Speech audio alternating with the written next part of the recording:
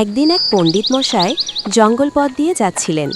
হঠাৎ তিনি কারোর কান্নার শব্দ শুনতে পেলেন এবং এগিয়ে গিয়ে দেখলেন খাঁচায় বন্দি একটি বাঘ কান্না করছে এবং পণ্ডিত মশাইকে দেখে বলতে লাগলো, ওহে দয়ালু মানুষ, আমাকে একটু সাহায্য করো।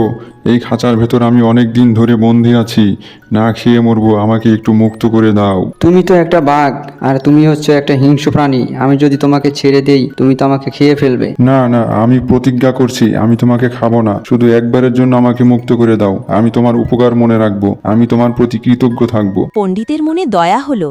পণ্ডিত মশাই খুব সহজ সরল মানুষ ছিলেন, তাই তিনি খাঁচার দরজা খুলে দিলেন এবং বাঘটিকে মুক্ত করে দিলেন। হা হা হা, আমি মুক্ত। ধন্যবাদ পণ্ডিত মশাই। আর একটা উপকার করো, তোমাকে খেয়ে আমার ক্ষুধা মেটাতে দাও। আরে আরে, কি বলছো তুমি? আমি তোমাকে উপকার করেছি, আর তুমি আমাকে কথা দিয়েছিলে তুমি আমাকে খাবে না। হা হা হা, ওটা ছিল খাঁচার ভিতরে কথা। এখন আমি মুক্ত। এখন আমার পেটই আসল বিচারক। বাঘের মুখের দিকে তাকিয়ে পণ্ডিতের গা কাঁপতে লাগল, কিন্তু তিনি হাল ছাড়লেন না। কিছু উপায় খুঁজে বের করলেন আর বললেন, ঠিক আছে, আমি 3জন সাক্ষীকে ডাকবো। তারা যদি তোমার পক্ষে বলে, যদি তারা বলে তুমি ঠিক করেছো, তবে আমাকে খেয়ে নিও। মজার ব্যাপার। ঠিক আছে, আমি রাজি। তারা জঙ্গলের পথে হাঁটতে লাগল আর 3জন সাক্ষী খুঁজতে লাগল। কিছুক্ষণ পর তাদের সামনে একটি বটগাছ দেখতে পেল, আর পণ্ডিত মশাই সেই বটগাছকে সাক্ষী বানালেন। এই যে এই গাছ আমার প্রথম সাক্ষী। ওহে গাছ দাদা, এই বাঘ খাঁচায় বন্দি ছিল, আর আমি তাকে মুক্ত করে দিয়েছি। এখন বাঘ আমাকে খেতে চায়। বলো, এটা কি ঠিক? আমি তো মানুষের কত উপকার করি।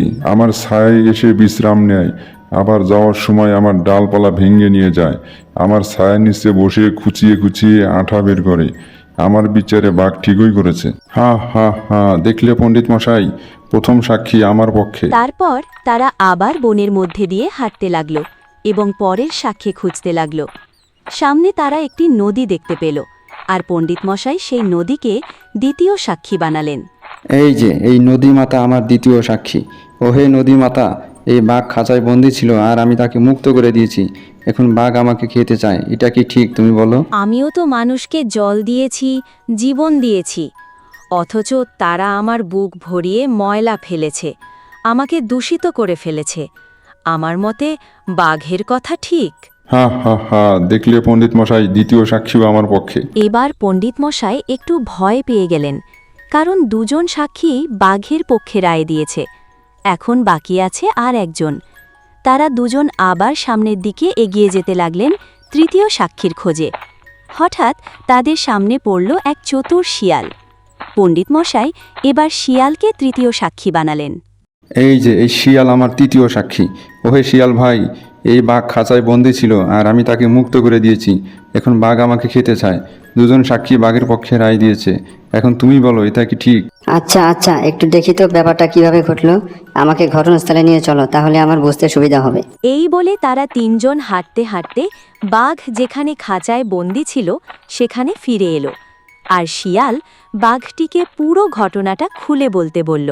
আমি এই খাঁচার মধ্যে বন্দি ছিলাম, আর পণ্ডিত মশাই এই রাস্তা দিয়ে যাচ্ছিলেন। আরে আরে, আসতে বলো। এত তাড়াতাড়ি বললে আমি বুঝবো কিভাবে? আগে একটু বুঝতে দাও। এই রাস্তাটা খাঁচার মধ্যে ছিল, আর পণ্ডিত মশাই হা হা হা, আরে বোকা, রাস্তা খাঁচার মধ্যে থাকবে কেন? আমি খাঁচার মধ্যে বন্দি ছিলাম, আর পণ্ডিত মশাই রাস্তা দিয়ে হেঁটে যাচ্ছিলেন। ও আচ্ছা, এবার বুঝতে পারছি। পণ্ডিত মশাই খাঁচার মধ্যে বন্দি ছিলেন, আর তুমি রাস্তা দিয়ে হেঁটে যাচ্ছিলে। ওরে বোকা শিয়াল, আমি খাঁচার মধ্যে বন্দি ছিলাম, আর পণ্ডিত মশাই রাস্তা দিয়ে হেঁটে যাচ্ছিলেন। তোকে কিভাবে বোঝাই?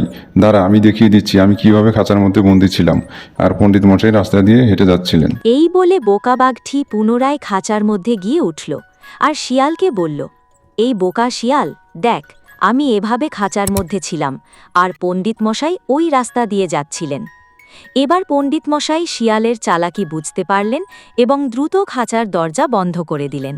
আরে আরে, পণ্ডিত মশাই কি করছেন? দরজাটা খুলে দিন, আমি বাইরে বের হব। আমার ভুল হয়েছে, আমাকে ছেড়ে দিন। আরে বোকা বাঘ, যে উপকারীর উপকার মনে রাখে না, তার এভাবে সারা জীবন বন্দি থাকা উচিত।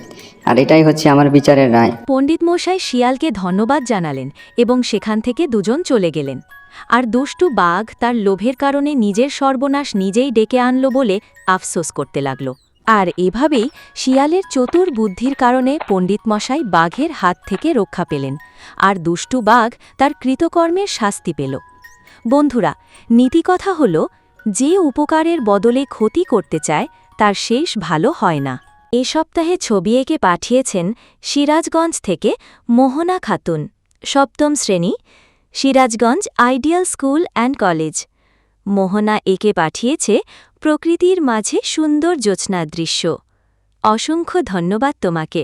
বন্ধুরা, খুব শীঘ্রই আরেকটি নতুন গল্প আসছে আমাদের চ্যানেলে, তাই চ্যানেলটি এক্ষুনি সাবস্ক্রাইব করে দাও। তোমার আঁকা ছবি, নাচ, গান সব পাঠিয়ে দাও আমাদের এই ঠিকানায়। তোমার পাঠানো সব কিছু দেখানো হবে পরের ভিডিওতে।